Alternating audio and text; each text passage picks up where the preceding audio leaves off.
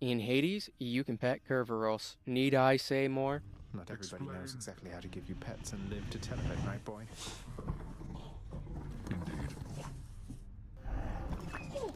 Hades, or as the god is properly pronounced, Hades, is a pretty unique and highly praised roguelike game by Supergiant Games, and one that even this cynical little man fell in love with, despite not typically enjoying the roguelike genre.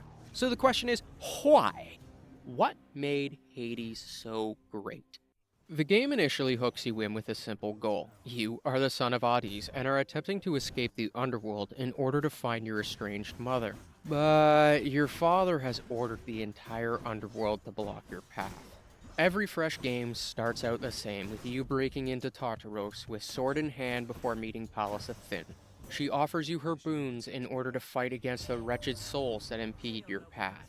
These boons range from entirely new abilities to modifications of your current ones. As you make your way out of Tartaros into the fields of Asphodelios, well, an Asphodelios that's been flooded by a river of flame, you will slowly meet more and more gods who grant you their boons and quickly learn that these are the keys to your power. Eventually, you'll make it into the fields of Elysium before ascending the Styx to face off against your father.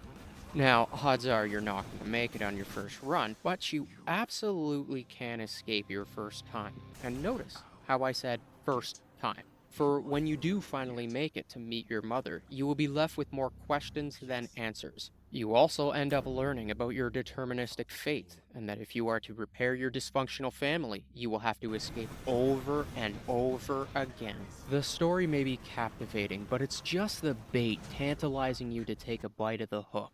It's enough to keep your attention once or twice, or even once in a blue moon for a nostalgic playthrough.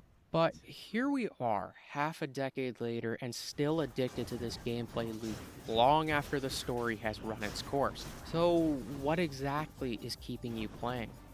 It all boils down to the fact that the game gives players full control over what they want out of it. Most roguelikes allow you to either choose a special character that gives you flat buffs to certain aspects, such as area of effect damage, movement speed, etc., or they allow you to choose a starter weapon or loadout that will eventually be replaced with better ones down the road. Hades instead allows you to tailor your escape attempt to your liking by changing things such as the buffs on the mirror.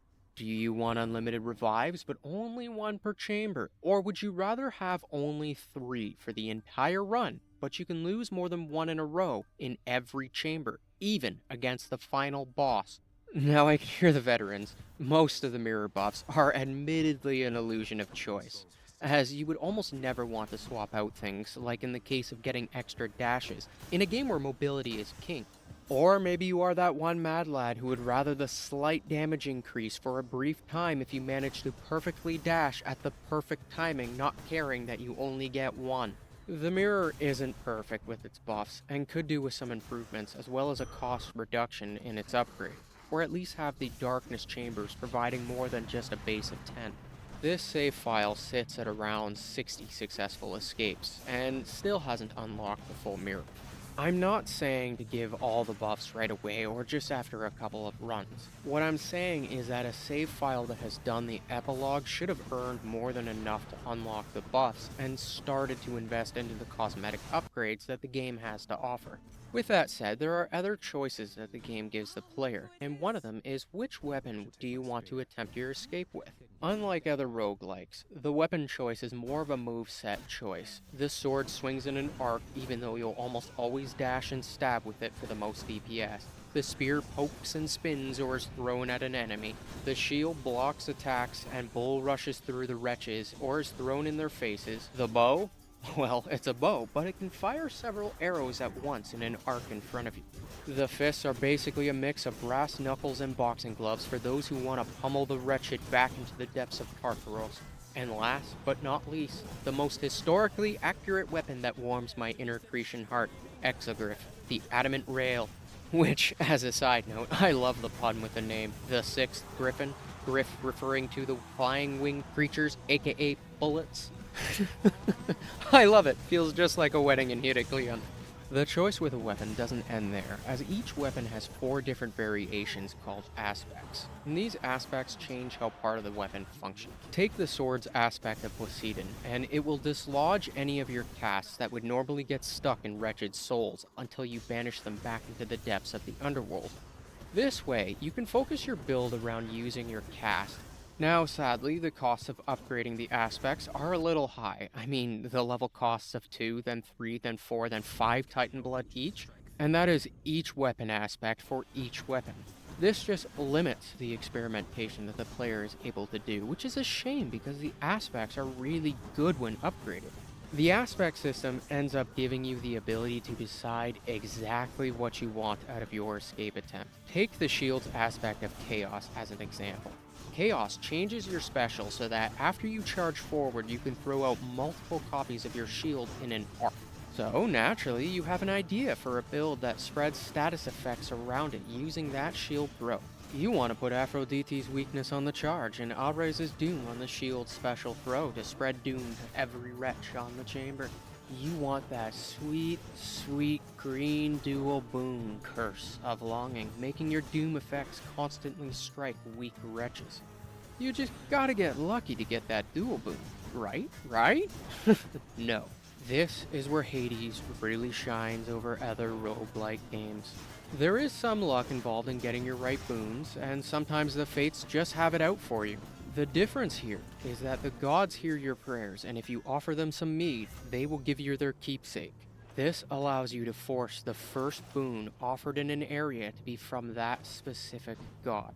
If you want that shield build, you can use Ares' keepsake to start forcing you to get his special boon, and if it doesn't show up, use the mirror to re-roll a couple times to make it show up. When you get out of each layer of the underworld, you can simply swap your keepsake, forcing Aphrodite to give you her boon.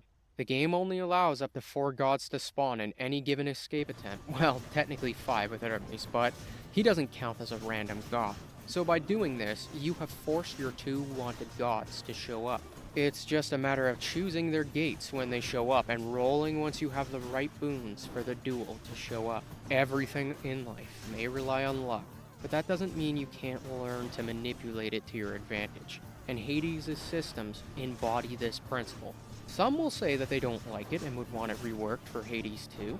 Keepsakes. I actually have a major ask of Supergiant Games here. No more god keepsakes. Or at least have them do something else besides guarantee a boon from that god. But you see, they are the most useful keepsakes for the early zones because they allow you to manipulate your build and nearly guarantee specific powerful combinations. But the biggest proof as to why this is a horrible idea and why the system is what makes Hades fun is actually shown with the highest heat system. For those unaware, the heat system is another way the game grants players control over the difficulty of the escape attempt.